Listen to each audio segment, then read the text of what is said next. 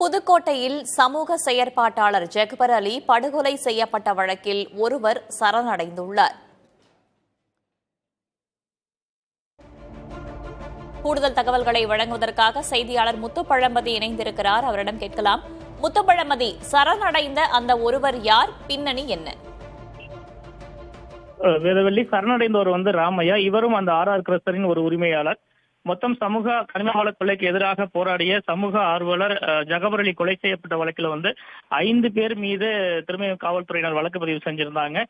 முதல்ல முருகானந்தம், அதாவது lorry JCB தொடர்புடைய நபர். அதற்கு அடுத்தபடியாக மற்றொரு குவாரி உரிமையாளர் ராசு, அவரது மகன் தினேஷ் மற்றும் லாரி டிரைவர் காசிநாதன். இவங்க 4 பேரை ஏற்கனவே கைது செய்து போலீசார் சிறையில் அடைச்சிட்டாங்க. இந்த ராமையாவை மற்றும் போலீசார் தேடி வந்தாங்க. இப்ப இந்த கொலை சம்பவம் நடந்தது கடந்த வெள்ளிக்கிழமையிலிருந்து தொடர்ந்து போலீசார் தனிப்படை அமைத்து ராமையாவை தேடி வந்த நிலையில் இன்று காலை அவர் சரணடைவதாக தகவல் வந்தது. இதனைத் தொடர்ந்து திருமயம் நீதிமன்றம் மற்றும் காவல் நிலையத்தில் போலீசார் குவிக்கப்பட்டிருந்தாங்க. ஆனால் அந்த 2 இடங்கள் அவர் சரணடையாமல் நமனசமுத்திரம் காவல் நிலையத்தில் சற்று முன் சரணடைஞ்சிருக்காரு. தொடர்ந்து போலீசார் அவர்கிட்ட விசாரணை மேற்கொண்டு வர்றாங்க. இதனிடையே இந்த வழக்கை சிபிசிஐடிக்கு மாற்றி நேற்று ஏற்கனவே அறிவிப்பு வெளியா இருக்கு. இப்ப இந்த வழக்கு இனிமேல் சிபிசிஐடி போலீசார் விசாரிக்க போறாங்க. அதற்கு முன்னதாகவே இந்த குவாரி உரிமையாளர் ராமையா காவல் நிலையத்தில் சரணடைந்திருக்க சம்பவம் குறித்தும் போலீசார் தொடர்ந்து விசாரணை மேற்கொண்டு வர்றாங்க. வேதவள்ளி, வேறு யாரையேனும் காவல்துறையினர் சந்தேகிக்கிறார்களா? இப்ப இந்த வழக்கை பொறுத்தவரையில காவல்துறையில் முறையா கையாளல என்ற ஒரு குற்றச்சாட்டு பொதுவாகவே மக்கள் மத்தியில் இருந்தது. முதலில் கடந்த வெள்ளிக்கிழமை மதியம் சமூக ஆர்வலர் ஜக்பர் அலி கொலை செய்யப்பட்டார். முதலில் இந்த வழக்கை திருமயம் காவல்துறையினர் விபத்து, அதாவது சந்தேக மரணம் என்றுதான் பதிவு செஞ்சிருந்தாங்க.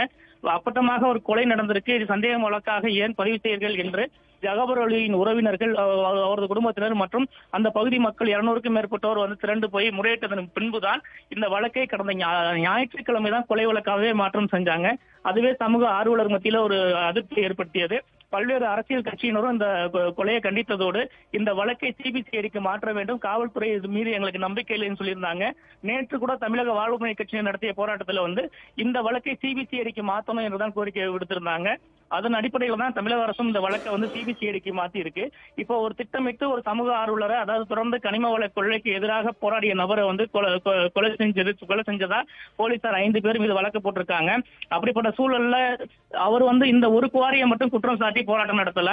திருமயம் பகுதியில நடக்கும் கனிம வள கொள்ளைக்கு எதிராகவும், அதே போல் துளையானூர் ஊராட்சியில் செயல்படும் 10க்கும் மேற்பட்ட கல்குவாரிகளுக்கு எதிராகவும் தான் தொடர்ந்து போராட்டங்களில் ஈடுபட்டாரு, மனு அளிச்சிருக்காரு. அது மட்டுமின்றி உயர்நீதிமன்றத்தை நாடி இருக்காரு.